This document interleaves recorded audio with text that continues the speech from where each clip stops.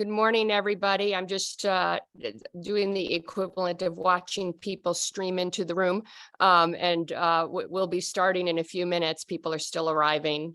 So we will give it maybe another 30 seconds or minute to let people join, and we'll get started. Meanwhile, feel free to introduce yourselves via the chat, and we'll get going any second now.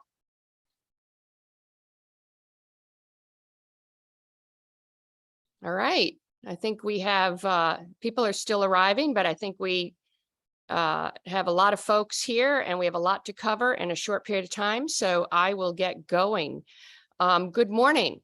Thank you all for joining us today for our event on maximizing the opportunity of localization in conflict environments. I'm Catherine Rafelson, and I'm the president of SID-US. This is the third event in our series on locally led development, which we created in response to USAID's push towards more locally led development to allow local actors to set their own agendas, develop solutions, and bring the capacity, leadership, and resources to make those solutions a reality. This series is sponsored by ACDI-VOCA, Chemonics, DevWorks, Plan International USA, and Tetra Tech. And today's program is brought to you by Tetra Tech. So thank you to Tetra Tech and to all our sponsors for helping make this important series happen. A couple of quick logistics for today. We're using Zoom webinar, so you can use the Q&A feature to post your questions. And we're also using a new feature with that I tried before that allows you to vote on questions, or upvote, I think it's called, that are posed in the Q&A to help rank them. So if someone asks a question that you think is really important, you have that same question too, try the upvote feature, and that will help us determine which questions to address first. You can also use the chat, as I mentioned earlier, to introduce yourselves. We hope you'll do that, and you can post comments that you have in the chat. So to get started, I'd like to introduce our moderator for today's program, Andrew Kaiser. Andrew is the president of the Kaizen company. Andrew founded Kaizen in 2004 with the vision of leveraging new media and market forces to create unprecedented opportunities for people to improve their lives, organizations, and societies. He has more than 20 years of experience supporting development, innovation, strategic management, organizational transformation, and peer-to-peer networks. So thank you for Andrew for joining us today, and over to you. Great, thank you. Thank you, Catherine. First of all, it's a pleasure to be here today, and welcome to everybody who, good morning or afternoon or evening, wherever you are. I'm really glad that you have taken the time to join us today, and I'm really excited about this topic. As Catherine mentioned, I've been supporting locally led development and localization in different forms for my entire career. It's a big reason that I started Kaizen. And while locally led development and localization has been around for a long time in different forms, really never has the drumbeat been stronger than it is now. And so it's an exciting time for development assistance and how we really rethink that. And so we're excited here to talk about localization specifically in conflict-affected environments, because we've recognized that, the majority, unfortunately, the majority of the countries in which we work these days are affected by conflict. And that brings additional challenges to the already very hard challenge of truly supporting inclusive, locally led development. It adds an extra layer, if you will. So without further ado, I want to introduce my three panelists and start with our questions. I'm joined by David Deng, who has worked as Detcro, which is a research and advisory firm. He's been their managing director since 2018, and over the past 15 years has led numerous research, advocacy, and coalition building programs in South Sudan, including 6 years as the research director of the South Sudan Law Society, a CSO-based, a civil society organization based in Juba. Thanks for joining us, David. I'm also joined by Eka Tekeshvaili, who's the chief of party of USAID's flagship anti-corruption project in Ukraine. She's been engaged in leading technical assistance efforts in anti-corruption in Ukraine since January of 2017, first with the EU and then with USAID, the US government side these days.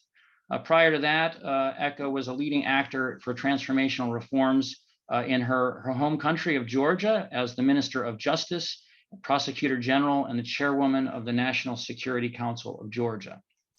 Last but certainly not least, I'm joined by Brian Atkinson, the Chief of Party of the last 3 phases of USAID's OTI organization, OTI Transforma program in Colombia since 2015, which focuses on implementing the peace agreement signed with the FARC.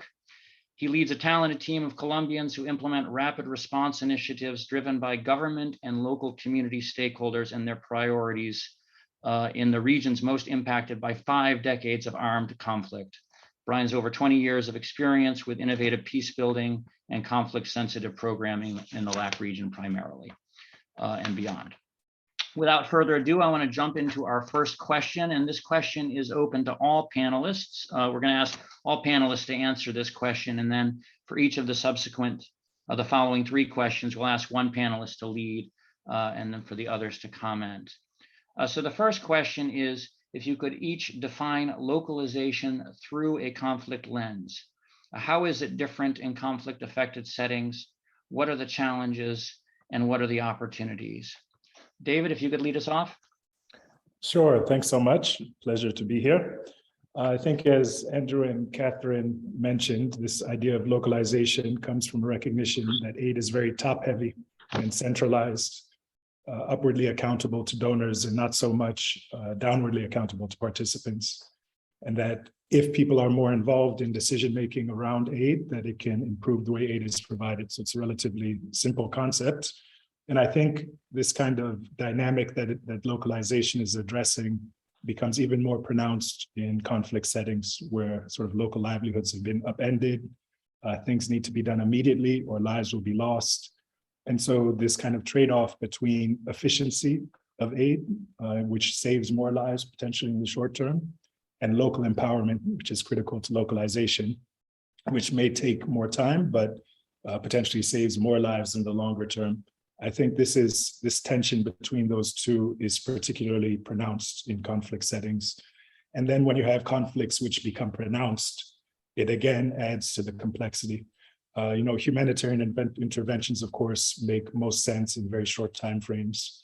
If you think about it, the type of support that you give to someone in a car accident is very different than someone facing a chronic health condition over many years. And I think this kind of tension in protracted conflicts and what localization means in this kind of context is very relevant in South Sudan, where, of course, a conflict erupted in 2013, a very brutal civil war. We've had peace agreements signed in 2015 and 2018, but still there are very high levels of violence and political instability. And I think gradually over the years, international partners came to recognition that this was not your typical short-term humanitarian response, but it's something which was going to be much longer term. And so year after year, billions of dollars were being poured into humanitarian assistance, but the indicators were nonetheless getting worse and worse.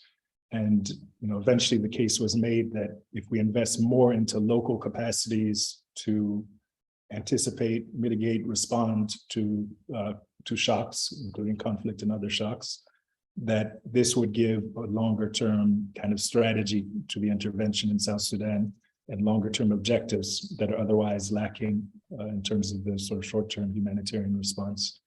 And this sort of longer term resilience programming is necessarily more localized and context specific because it relies on identifying existing capacities, figuring out how you can best support those, but then also having funding streams which can enable that. And unfortunately, while we've had this kind of growing recognition of the importance of longer term programming in a conflict setting, which in many cases has to be more localized, at the same time, the funding mechanisms haven't kept pace. And so you have an expectation from many partners to do this resilience programming or to incorporate longer term objectives in a localized way. But the kind of funding streams are still the old ones that require reporting against 6 or 12-month project timeframes. So I think in the end, what you have is kind of lip service which is paid to localization and resilience and these things which offer this promise of getting more return on each dollar that's invested. But in practice, they get reduced to keywords and things to attract funding, just simply because the incentive structure isn't designed to enable them. Great. Thank you, David. Eka? Let me unmute myself. Good morning, everybody. Good afternoon, good evening. I'm myself in the evening time already. Very happy to be here. The theme of localization is particularly dear to me. I've been on the recipients end for quite a while in my own country when it comes to aid, and then being part of programming and then facilitating in conflict or non-conflict related settings as well, how aid could have contributed to the development of my own country. So the questions related to equity and efficiency, and then the voice that the local actors, state or non-state, should have, it's very vivid and very, very close to me. When it comes to conflict setting and then how that could reflect in terms of how we view localization. And I could be a bit provocative in this sense, but I would say that one element that needs to be kept in mind, not to evangelize, if I may correctly name it, localization when it comes to have it as a goal in itself. Because if we don't have in the conflict setting a granular approach of how localization in itself can contribute to healing process of the local communities, depending on what type of conflict that we're talking about. So we don't contribute to partisan division of the society in this case, or in the case of my own country like Georgia, how we could contribute to bringing people together, even in the context of occupation of a country, with the way how some initiatives, which could be local initiatives, could be heard and encouraged by the international development. These are the issues that require much more granular and nuanced approach. So my main takeaway when I speak about conflict setting, contextualize as much as possible of what localization should and could mean actually, and what are the limits and what are the opportunities. If one takes localization as noble as it is, a goal that could justify just simple approach to it. So as much as, you know, you have a certain portion or degree of localization achieved and it's so good, sometimes it can even backfire. So granular and very contextualized approach in conflict setting is much more needed, I would say. Then the second takeaway in my own experience in Ukraine, in Georgia, is that there is always tension between short-term and long-term, even more than ever in development that we face in conflict setting areas. One cannot avoid short-term priorities that could be and should be dealt with depending on the circumstances, but then how much you can balance it out while hearing the local voices, including them in programming and in implementation activities, to ensure that long-term is not overlooking fully then short-term priorities, and then short-term is not becoming, so to say, the prevalent or dominant factor only. That's always more tense in my experience when it comes to conflict setting areas. And then third, I think COVID period showed it in other ways, but then it's similar in conflict-related areas as well, that when it comes to short-term priorities especially, and quick help that is needed to local communities, local actors are much more potent if there is still capacity that is retained, rather than large organizations, especially when it comes to the UN agencies and then the others, depending what are the security concerns. But in the case of Ukraine, for example, the reach to all local communities when it comes to the aid and priority areas of help, including in the healthcare system that was needed, local groups, even volunteers, which organized very well due to the fact that the civil society is very vibrant in Ukraine. They were quicker, they were more efficient, they knew more what were actual needs on the ground, rather than any humanitarian agencies that had the large flags and large umbrellas above them. So how localization, especially for the short term, could be best used, I think there is more potential there rather than perhaps in conflict setting areas. Otherwise, this was thought through. And very final comment when it comes to conflict resolution. I think it's an extra layer as a responsibility when one thinks about localization in a conflict setting, how to achieve not only the goals that localization otherwise has, which is very important in any society, but how to help with anything that we do to conflict resolution as well, even if conflict resolution is not our priority action or area as such. So how with anything that we do, we contribute to that healing moment, especially if it comes at the stage of a conflict when the state building is a parallel process, so to say, for any society to emerge from a conflict. Thank you, Eka. Excellent comments. Brian? Thank you, Andrew, Eka, David. I just compliment and emphasize some of the points that both of you raised in terms of localization in a conflicts lens and clarity. I guess the starting point is clarity about the conflict. You know, what type of conflict, what stage it's at, if tensions are rising, and it's at a mitigation standpoint or moment, or second, if it's active conflict, violence, and then third, more transitional phase where there may be a peace agreement on the horizon, other major political changes, and then, you know, being very conscious about the direct implications for programming, and also the understanding of working in conflict or on conflict, and the sets of assumptions and problem sets that you're focusing on when we're thinking about localization. And I think particularly localization in conflict settings, it's very important to include in concerted efforts to engage and empower the wide range of stakeholders, and not just, you know, the local partners who could be implementing partners or change agents, but also the full spectrum. The importance of focusing on the program on efforts to generate the conditions at the local level, understandings of the attitudes, perceptions, behaviors, social norms rooted in the conflict.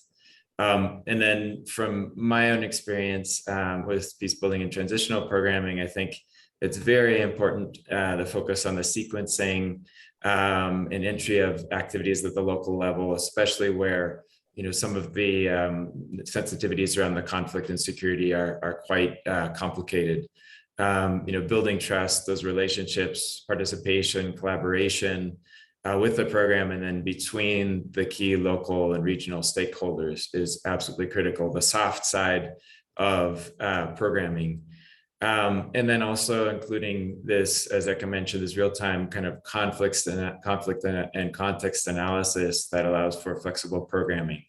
Particularly if the conflict is still active and there's situations of violence and risks involved, and also ensuring a conflict sensitive and do no harm lens in terms of programming not generating new divisions or exacerbating tensions, and building on the networks and conditions for peace building and resilience to new shocks among the different stakeholders.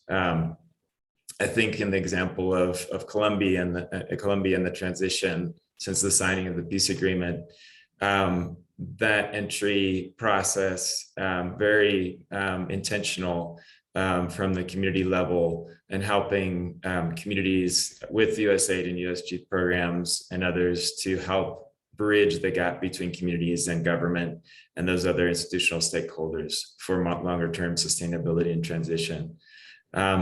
Particularly just because of the distrust and a lot of the other impacts that the conflict has generated over time. And then also the options for engaging local partners as grantees, as implementing partners with US government support and other cooperation support, but then also in the longer term goal on the horizon should be that those partners build capacity and are able to eventually also implement resources and be kind of implementing partners for their own government, whether local, regional, or national, and other sources of resources as USAID and other agencies look to transition out. Just quickly in terms of some of the challenges and opportunities, thinking of localization through a conflict lens. Of course, one of the obvious ones is security and access, gaining access to these local actors in some of the complex contexts in terms of security risks. Also, the issues of visibility and branding and marking, whether a USAID, other US government, or other cooperation programs. how those communities and partners perceive the support, the ownership, and how branding and marketing and positioning of those programs affects positively or negatively the empowerment of those different actors and whether they're able to continue forward. And then also, of course, not generating risk for partners in these difficult contexts where there's still active criminal networks and armed groups, such as is in the case currently in Colombia. And then also in terms of opportunities, just the excellent timing and opportunities for supporting and contributing to more transformational changes at the local level by focusing on localization in these conflict and transitional contexts.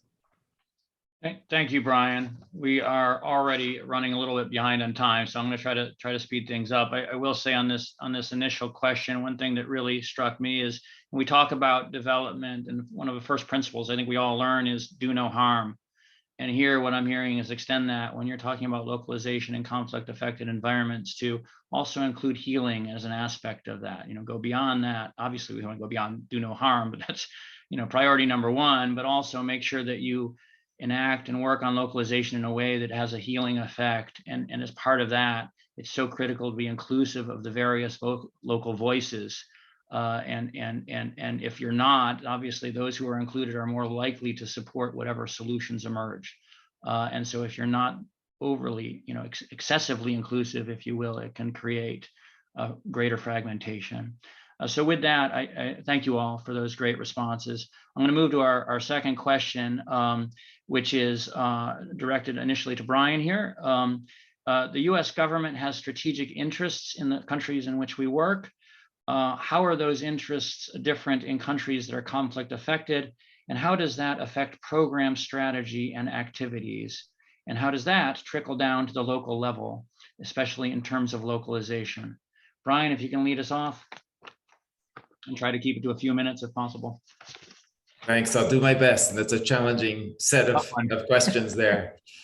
I would just say, yes, in terms of US government strategic interests, I think we all understand that any cooperation, international cooperation, US government included, there's certain geopolitical interests behind in terms of, in the country, agendas around, helping to build stability, economic opportunity, addressing critical issues like climate change.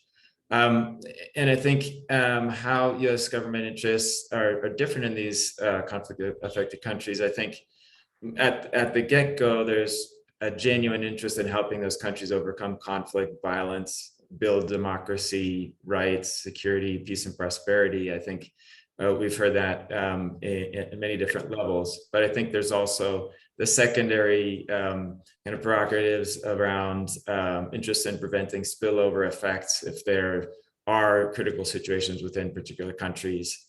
Within my region, Colombia, Venezuela, Nicaragua, and also that those factors can destabilize their neighbors. And then just thinking of an interest in localization in conflict affected countries, and I'll use the case of Colombia.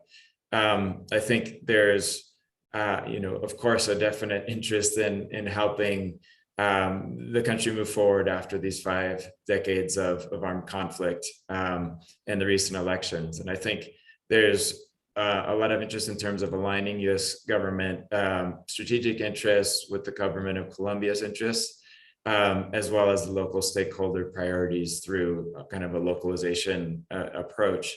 And that includes, conflict survivors, ethnic groups, small farmers, women, youth, and local governments, all these different stakeholders.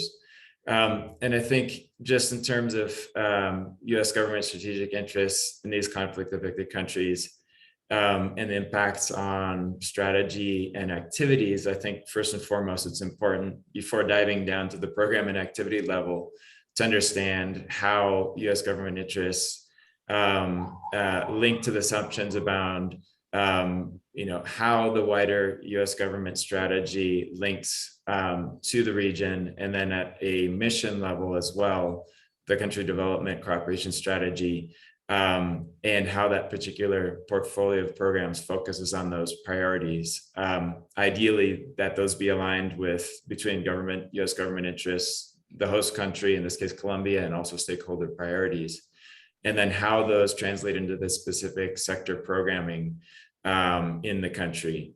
Particularly in the case of Colombia, there's focus on peace agreement implementation, justice, rights, citizen security, land reforms, environment, et cetera. And so it's critical to understand how those are focused on addressing this specific problem sets. In the case of Colombia, there's still violence and illicit economies, transnational crime issues, peace agreement implementation, and then a recent political transition.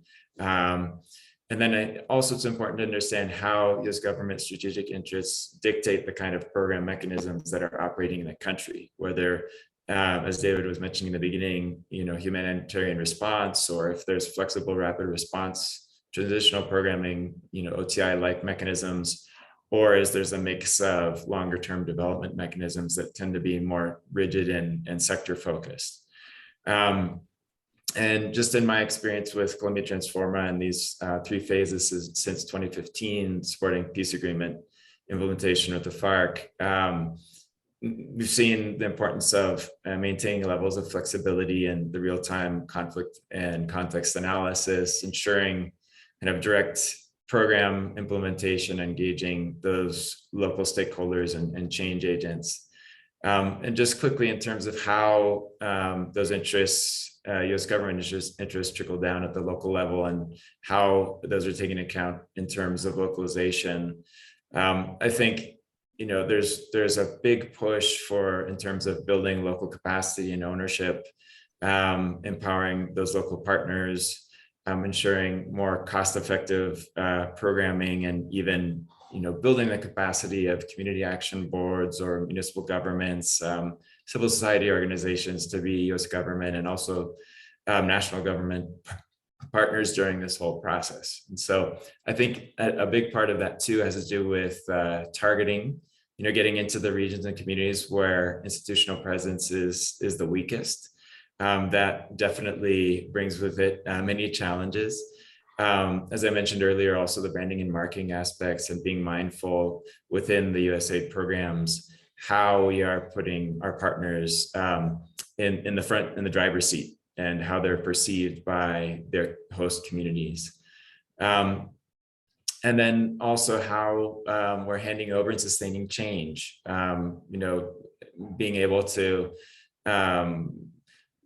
support those community action boards, municipal government, and those funding mechanisms, helping to transition over from U.S. government, USAID, and other cooperation mechanisms to more national level ones, which will help them over the medium to longer term, and continue forward with their transformational change.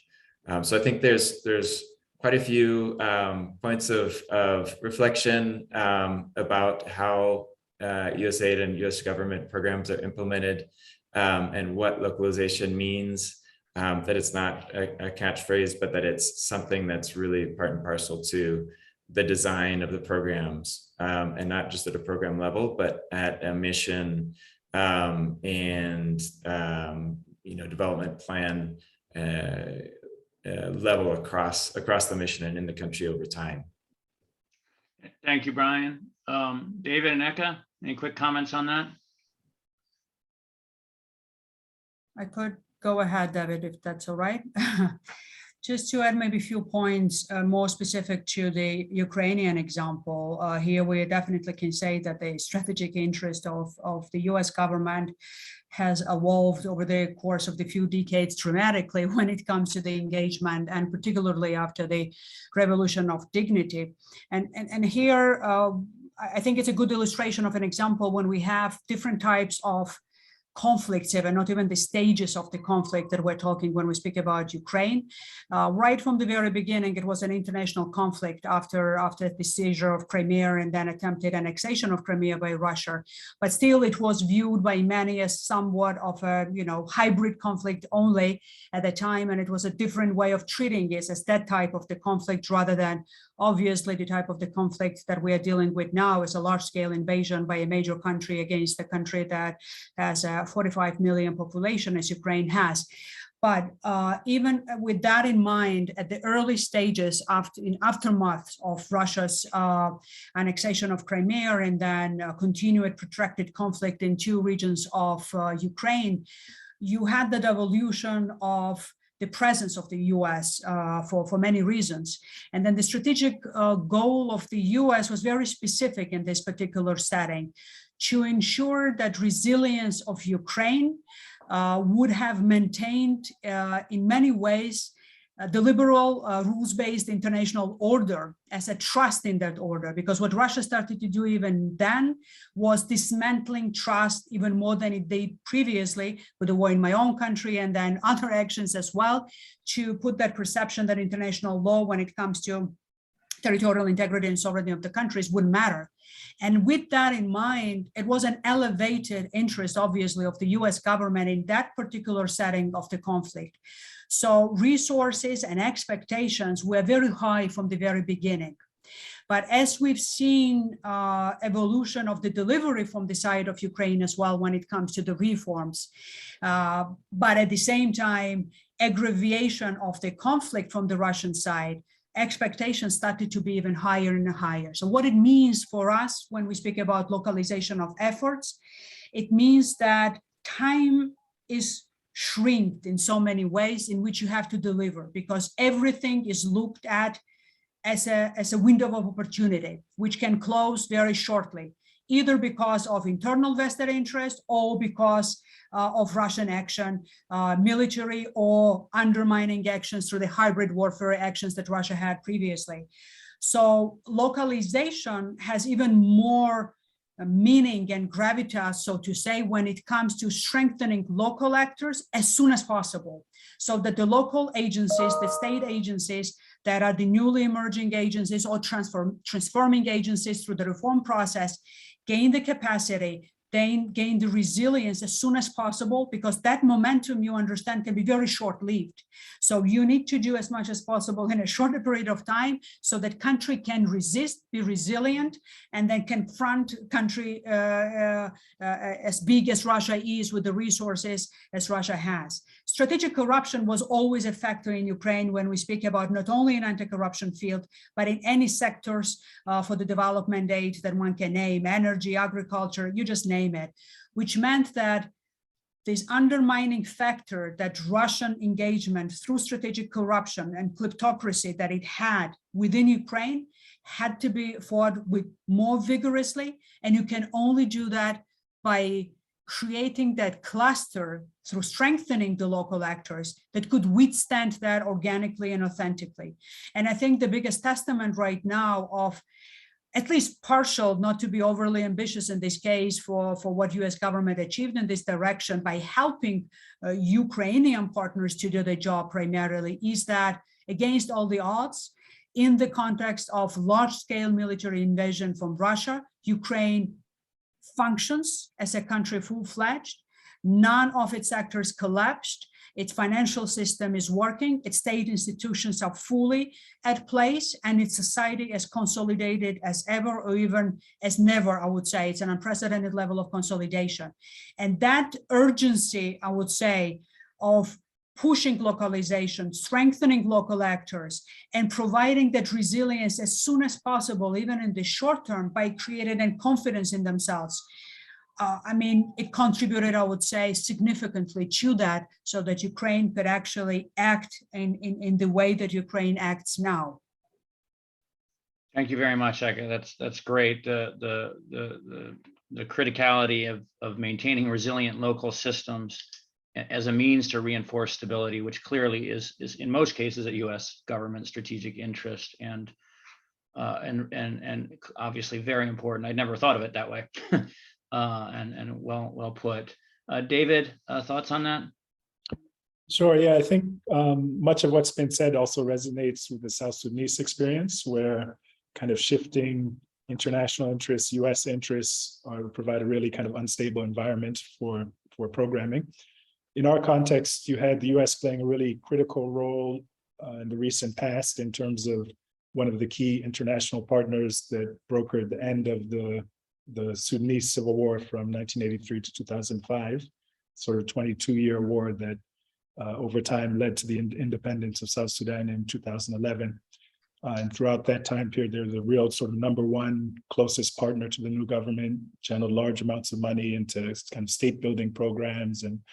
But then, of course, less than 3 years after independence, the whole situation collapsed. You have this outbreak of violence and the political wind shifted. And the US, I think at that point, decided that their strategic interest was not sufficient to justify this kind of close relationship with the government in Juba. And so you had legislation passed, which prohibited US-funded entities from engaging with government officials. Every year we see more people sanctioned by the US government. So you've had this real kind of precipitous drop in the relationship between the two countries. In terms of impact on localization, although this was driven, I think, mostly by the relationship with the South Sudanese elite, the legislation is interpreted in a kind of blanket way. And as a result, if you're doing a workshop in some rural county in South Sudan, you can't even buy a water bottle for a local government official. And so it's really strictly applied by organizations who I think don't want to run afoul of the law. And it really kind of ties their hands when it comes to working with local government actors, even at a much more local level. And so, you have this really kind of tied people's hands in terms of what's possible when you don't have the government as an actor that you can work with. And at the same time, funding is being channeled, the bulk of it, towards the humanitarian response, with very little going towards peace building or development programming. And so it's caused this real kind of shift in terms of the approach to South Sudan. Not only does this kind of deprioritize the governance and peace building work and a lot of the interesting work that local organizations had been doing previously, but it also raises all kinds of sustainability questions, because you can come in with a massive emergency response, save lives, help to stabilize the situation, and then the next thing you know, it all goes up in flames. So I think, yeah, that shifting global interest has really not helped in South Sudan. Interesting. I mean, such a, each of these three countries that we've chosen to focus on, and unfortunately, we had a lot of choices, right? There's a lot of opportunity. There's a lot of conflict around the world these days, and you look at that with the humanitarian response in a way trumping, if you will, what you're saying, the conflict mitigation and the work. I don't know, necessary evil or what, but I can see that making it an even more complex a situation there. And I think both of you really kind of highlighted the importance of maintaining local, or all three of you, of the local systems and reinforcing them and whatnot, which obviously is really important to look at this through the lens of local systems, look at localization through that lens. Okay, moving on to question 3 and then question 4. So Eka, I'll ask you to lead us off on this one. And once again, we're continually time pressed. So I think if you can just keep it to a couple of minutes. I know you've already commented on a lot of this stuff already, but I don't want to drop the question, either of these last two questions. So from your perspective, how do development programs pivot when conflict enters the equation? How do we meet the donor needs, but also, keep sustained involvement and buy-in of those local communities? And given the evolving nature of conflict, how does that affect the dynamics of how programs respond? What are your key thoughts on that? I think in my response, I'll pivot myself to that stage of the conflict in which we are in right now in Ukraine, because it's very much unprecedented and hopefully will remain to be so in the future. So we don't see large-scale invasions in any settings in any regions globally to then consider and deal with. In Ukraine, after February 23, 24, when the war erupted, even for those who have been initiated for a long time to work in Ukraine, for Ukrainians themselves, for me, myself, who went through the war with Russia, myself in my lifetime in my own country. This was still a big shock for everybody because it was an unprecedented scale. It all brought the memories of the Second World War in so many ways, especially in that part of the world when it comes to tanks rolling over Ukraine and then the bombardment and shelling of the cities and the civilians.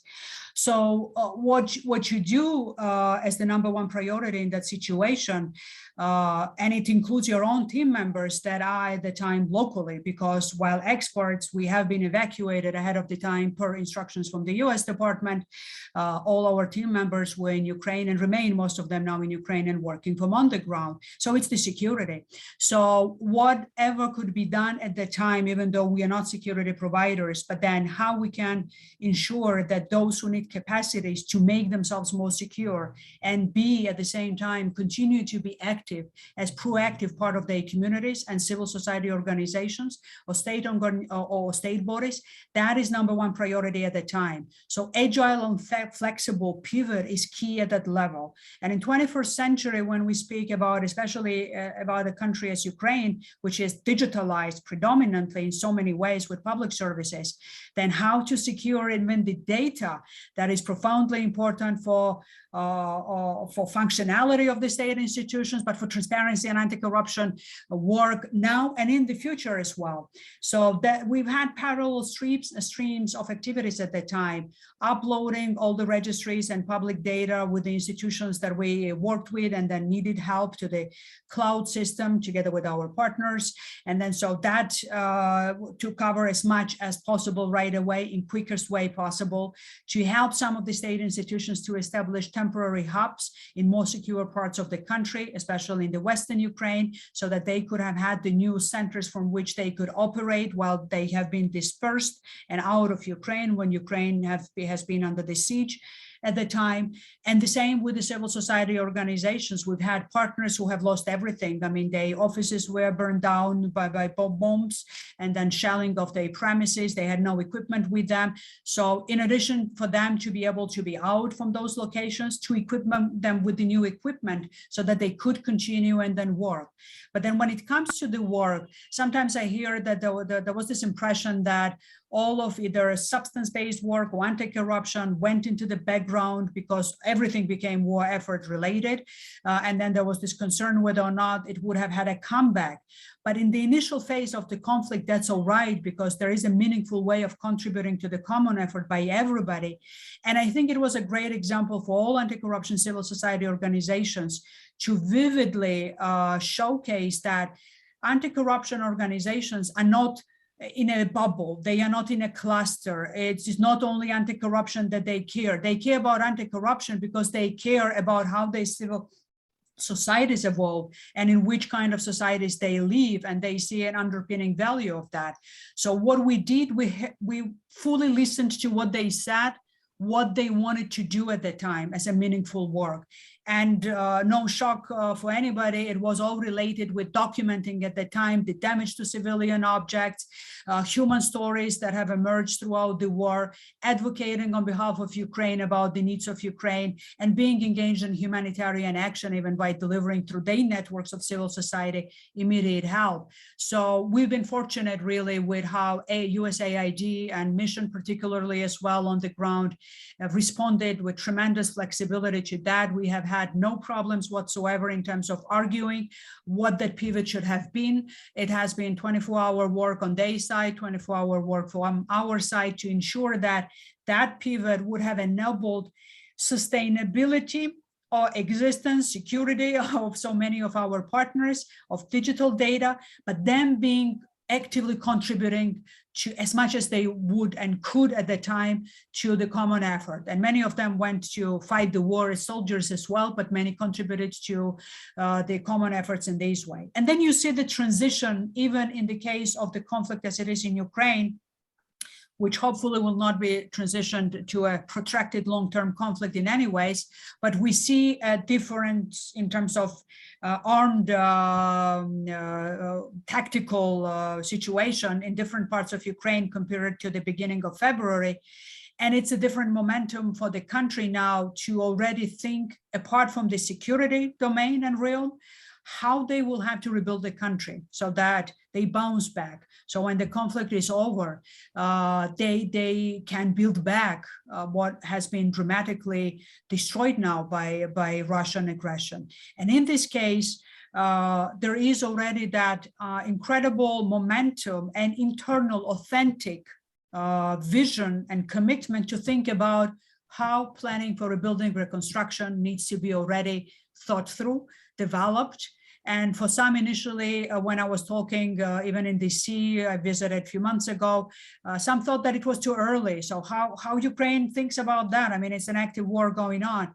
But it is an extremely interesting and very strong, I would say, feature of Ukrainian society to have that capacity to think about that already now, so that they are not taken then by that immense need of rebuilding and reconstruction without having any thoughts, any plans developed in an inclusive way within their own society and with their partners and international donors as well. So part of that now, and I think through conflict lens, what we need to be always mindful is to catch the momentums when they authentically emerge, not to push too early for that, but if they emerge, to try to be conducive to those processes and to do that in the way that it's really localized, in the way that ownership and leadership comes with the local actors, so we don't do the same mistakes as many times maybe we've done in different conflict situations when conflict affected country seems unable to deal with that, and then you substitute that inability with your own ability without building local ability substantially enough. Ukraine is a very different country for many reasons compared with other large-scale conflict-related settings perhaps, but I think that local ownership and localization is the best way of ensuring that rebuilding and reconstruction and that healing moment, as I mentioned previously, is really encouraged through the programming, and that becoming an essential component of how planning and implementation of activities is actually proceeded with.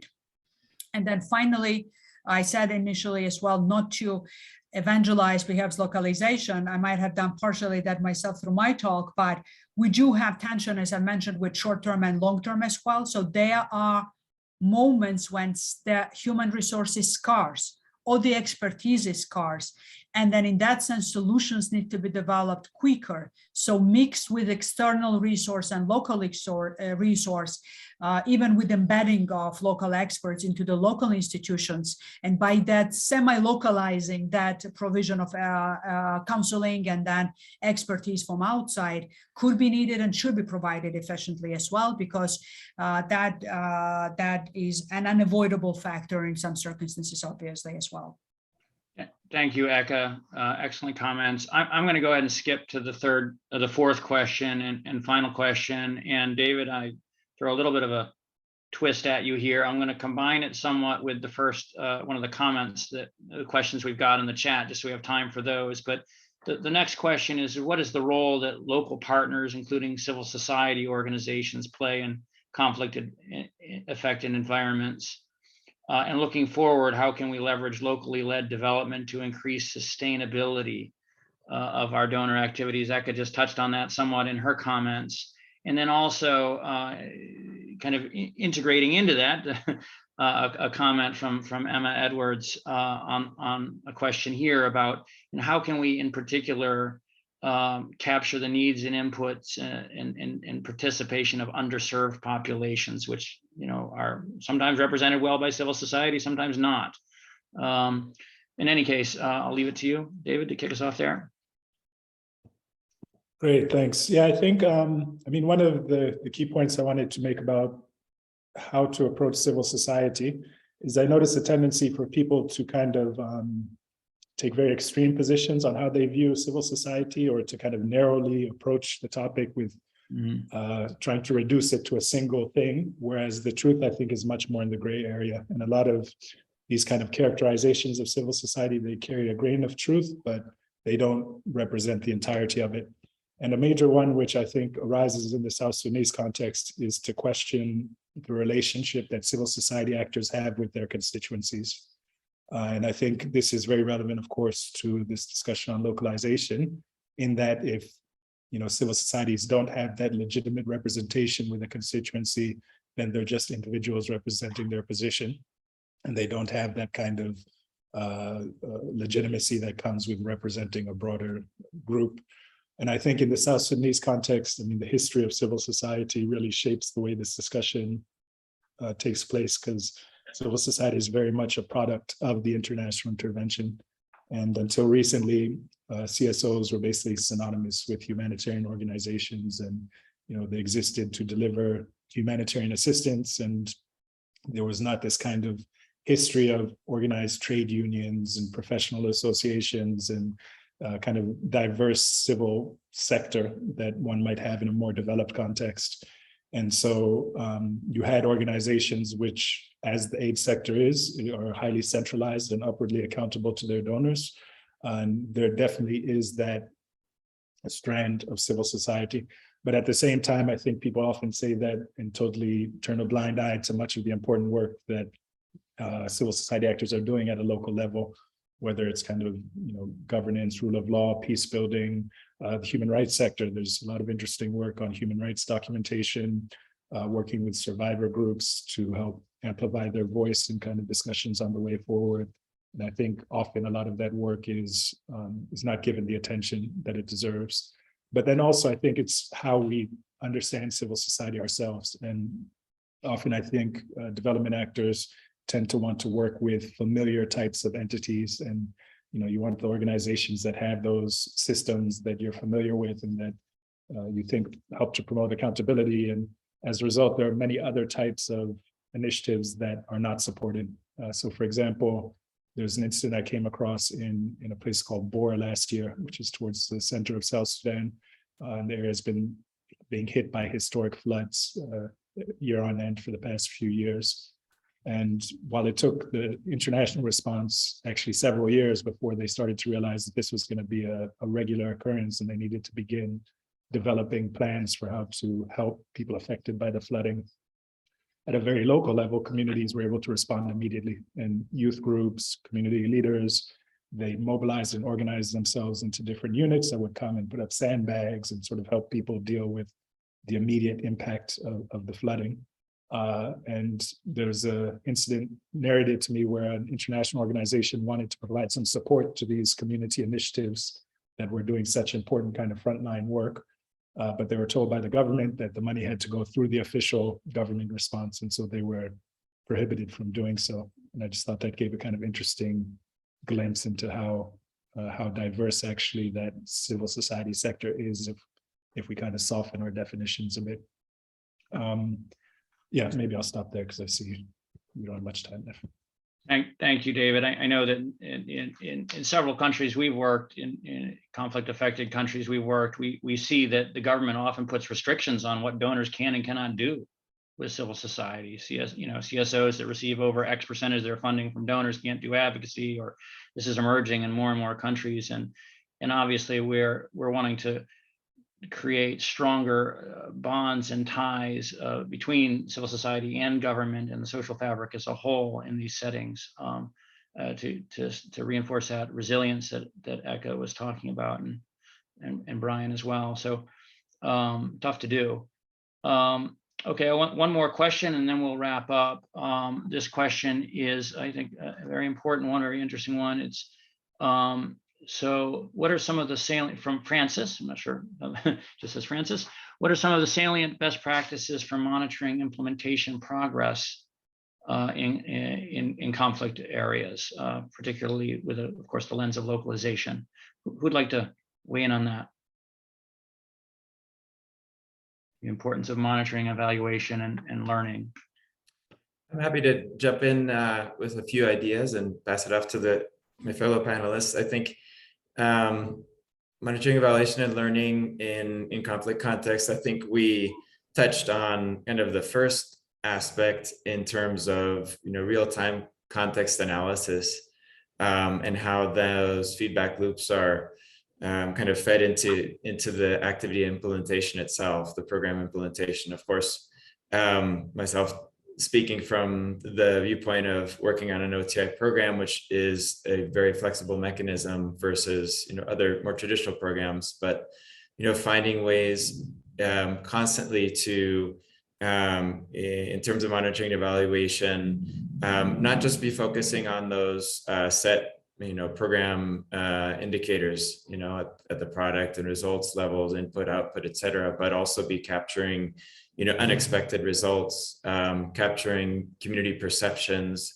on a rolling basis, community perceptions and stakeholder perceptions about the intervention itself.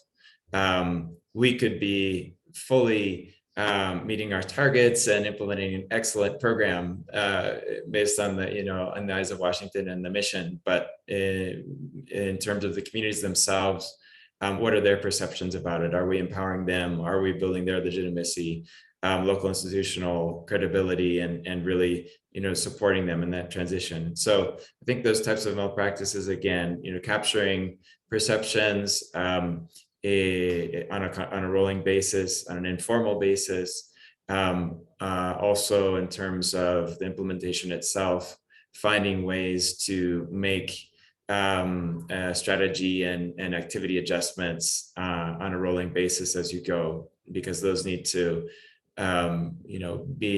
those changes need to be made in concert with changes in the context as much as possible.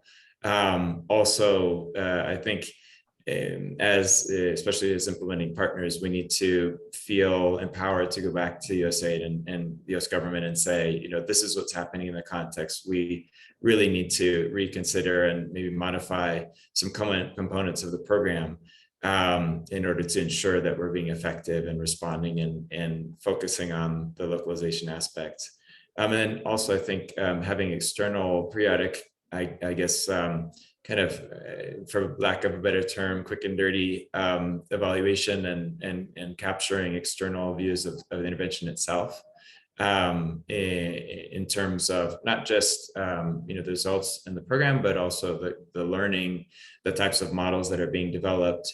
In the case of Colombia Transforma, we've worked quite a bit with small infrastructure as a mechanism that are often used in transitional contexts for building collaboration and participation and localization, and that those partners can, after the program, continue forward with the national government and those other funding mechanisms. So, including in those types of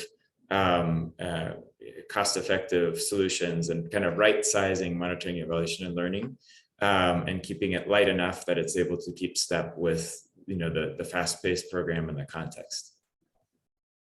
Great. David and Eka want to weigh in on that, on Mel specifically for? Just very shortly, perhaps. I think I always have myself a bit of an issue between what's more important, quantitative or qualitative type of indicators in that sense, and assessments that we could do. But in particular, the conflict setting areas, and that comes close to the understanding of the conflict as well that Brian has mentioned. I think part of what I find useful is something that comes out from the focus groups as well, if you do the research, because that gives you more granular understanding depending how you frame it, and in which time frame, so to say, with which audiences, so to say, engaged into it, how those perceptions are actually shaping up when it comes to the local communities, and then how they can be then ingrained into the amendments of the policies that we might have, or the programming in that sense. But I find I value a quantitative part of it when it comes to the evaluation, but focus groups, particularly in the communities which are conflict affected, if it's done by the proper company with the proper research methodology, could be very informative, I would say. Great. David, anything to add? Sure. Yeah, I think, you'd be shocked, or I'm shocked at how many of the M&E plans in South Sudan are purely output based and track, how many people participate in trainings or how many seeds are distributed without actually monitoring impact. And I think it points to, with these kind of short time frames, it's very difficult to think about what are the indicators of real impact that can be visible in these sort of time frames. There's one interesting practice that has begun to emerge in South Sudan and elsewhere around something called the everyday peace indicators, which uses a methodology where you work with local communities to identify what are those highly contextualized indicators that people have of changes in, say, peace and security. And it could be ability to move between these towns, or a specific type of product that's available when the situation is more stable, or, you know, ability to participate in different types of cultural activities, what have you. And by tracking those, and because I think necessarily it's going to be a much more context-specific response that's visible in these kind of short-term time frames, and much more localized impact. But it, I think, just requires a bit of time and investment up front to identify those. And then additionally from donors, of course, having some flexibility in terms of, you know, some of those longer term impacts that might take time to accrue. Yeah, and I think it's so important to involve as many diverse local groups in setting the actual monitoring and evaluation indicators and targets themselves. How they define success is so important in this. And someone in our chat mentioned some tools that have been developed for community-based M&E that are quite useful. Well, folks, we are over time, so I'll wrap up here. This is a very rich discussion. Obviously, we could go on for hours, and I'm sure so many in our audience have so much to contribute as well. I really want to thank, first of all, each of our panelists, David, Brian, and Eka, for all of your valuable contributions and thoughts on this. It's so interesting to have the different perspectives of you know, the 3 countries in which you've been working extensively over the last years, and then of course your other experiences as well. It really just kind of highlights that each conflict affected situation is unique, and that the way to support localized development, locally led development is equally unique in those, but there are some commonalities and threads that cross countries. And I want to thank, of course, SID-US for sponsoring this event. It's been a pleasure to work with you on it, and thanks for all of your leadership and thought leadership in this area. And just to conclude, to say that, you know, there's so much that extra complexity inherently that comes with conflict and conflict affected environments, that, you know, USAID has set these incredibly ambitious and laudable, but going to be difficult to achieve goals, especially with the metrics in terms of 25% of funding directly to local organizations, and 50% of funding that's informed by local voice and local leadership. And those are incredible, but they're going to be incredibly challenging, and we are going to need to have a real lot of thought in how we apply them in some of these more challenging environments which we work. How we didn't even touch on technology and all that it brings and offers in terms of different business models, or social entrepreneurship, which is incredibly valuable in terms of identifying top, you know, local solutions to different challenges, and supporting local thinkers and entrepreneurs, social entrepreneurs. But subjects for another day. Thank you all so much for your time, and really look forward to the next one. Have a good day, everybody. Thank you. Have a good day. Bye. Thanks, everyone. Take care.